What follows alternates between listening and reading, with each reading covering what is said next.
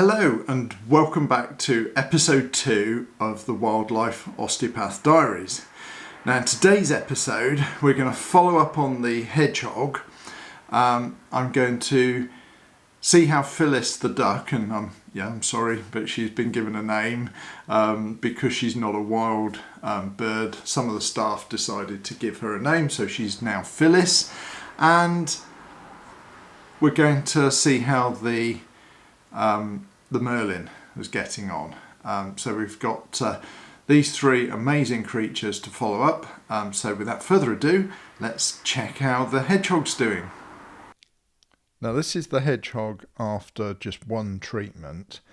You can see there's power to the back legs, but you'll also notice that there's not the strength to have the legs and the feet underneath the body, which is what we'd expect from normal hedgehog movement. So although we've got movement, we're not powerful. And so it's time to assess the little chap again, and trying to do this gently and trying to see, here I'm trying to get proprioception going to the back feet to basically wake everything up. And this is a nice gentle exercise where the back feet are on the surface, and you can even put one of the front legs down as well. And this way what I'm doing is I'm gently rocking and getting him or her to use the legs, but also to know where the position of the joints are, and that's what proprioception is. And it's useful using a towel because there's friction, whereas on a smooth surface you don't get the same level of resistance. And this all helps giving feedback to the spinal cord and the brain for the hedgehog. And it's repetitive, like most rehab work. You have to repeat all the time in order to get a good result. And with a wild animal, it's always a fine line between repeating and upsetting it. And then what I'm trying to do is assess the muscle quality through his main part of his body, his core. And I'm just gently seeing which way the body wants to move more easily and then going with that. So instead of pushing against tension, I'm taking the body further into areas of comfort and ease.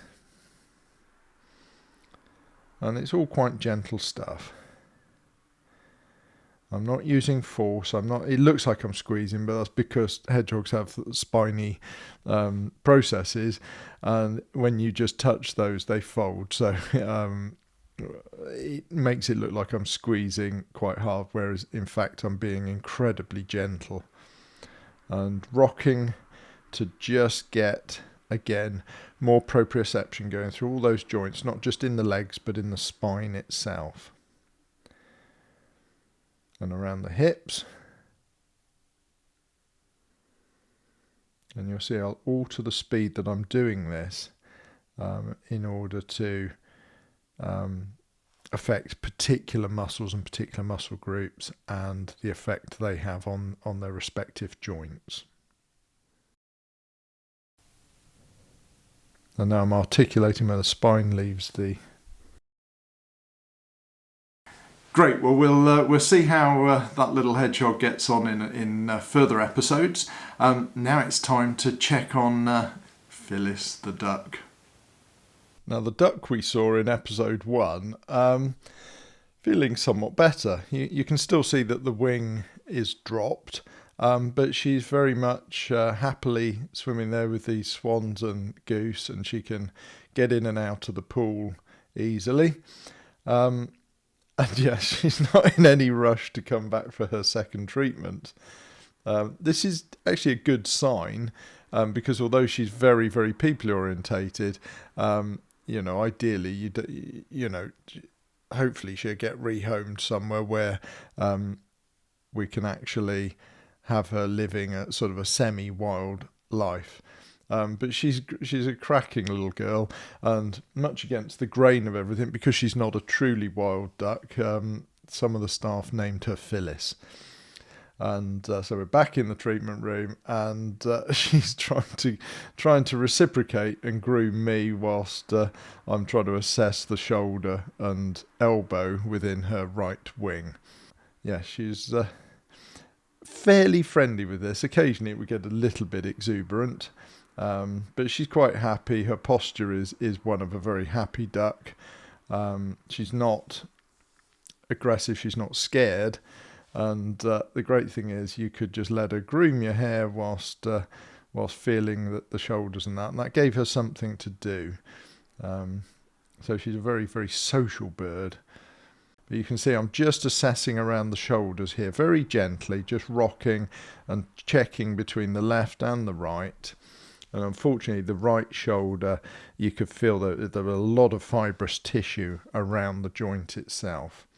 And for her, it's not the end of the world because she's not got to fly and she's not got to sort of defend herself, i.e. escape from a predator, because she's never going to be a truly wild bird. But obviously for longevity and comfort and everything else, you want them to be in as good a condition as possible so that she can actually preen and keep the wing clean. So she does need to be able to move it in order to get to the underside to clean it and just maintain her health and obviously reduce the chance of parasites, sort of external parasites, ticks and lice and that managing to get a hold on her. And then after a treatment, she was never in a rush to really leave. So she would carry on just sort of trying to groom and mother everyone. And she was more like a mother goose than the duck, because whenever we'd put her back out into the enclosure, the first thing she would do is check on all of the other birds. Great. Well, Phyllis is obviously doing well. But now it's time to check on the Merlin. Now these are tiny, tiny little falcons and very, very tricky to treat. So let's see how this little one's been getting on since we last saw her. And now it was time to assess the Merlin. Now you'll remember from episode 1, this beautiful little Merlin was brought in with a wing injury. And these are migratory birds of prey. So the task I had was really to try and help get the right wing, as good as the left, and for her to be in a position that she should be able to migrate. We've got her anaesthetised here, her eyes shut. We've got a tube down, which is providing gas and air to both keep her asleep and keep her alive.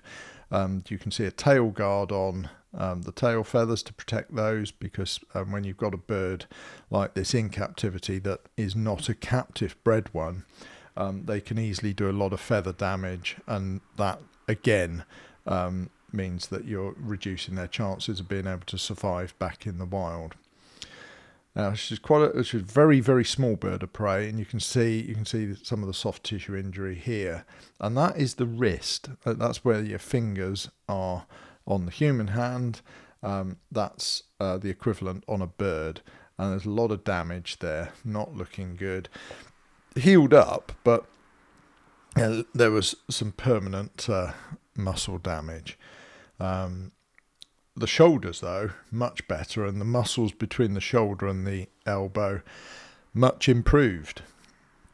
And I'm just checking the neck, because when this bird must have flown into something or collided with something, and there's going to be other collateral damage to sort of muscles, muscle strains and sprains, or sprains to the joints, and so it's essential that I check through and do as much as I possibly can, and in a shorter space of time, because again, with everything there are risks with anaesthetic, etc. But weighing it up, it's you either do this or you don't do anything, and so we always elect to try and do what we can, if there is any possibility of helping. And you can just see I'm just gently articulating the neck. I've got an index finger on the left hand side of the neck and index finger on the right, and I'm just very, very gently articulating the joints of the neck and the soft tissues, to just even up their resting tension. And the key to all of this is getting the resting tension nice and even, and then that allows you then to sort of start the rehab side of trying to get the bird to be able to fly again. And here I am just literally unwinding the tension in the lower part of the neck. Well, that's it for this episode. I do hope you've enjoyed it. We've got some new cases coming up next week, and we'll find out how the Merlin does, because we're at a really critical point. These birds, should have migrated. So if she's going to stand a chance, we'd probably have to find a way of transporting her some of the distance. But let's see how she does. Let's see how Phyllis does in another episode. As I said, we've got new cases coming in. So check next time because we'll have some more exciting cases on the Wildlife Osteopath Diaries. Until then, take care.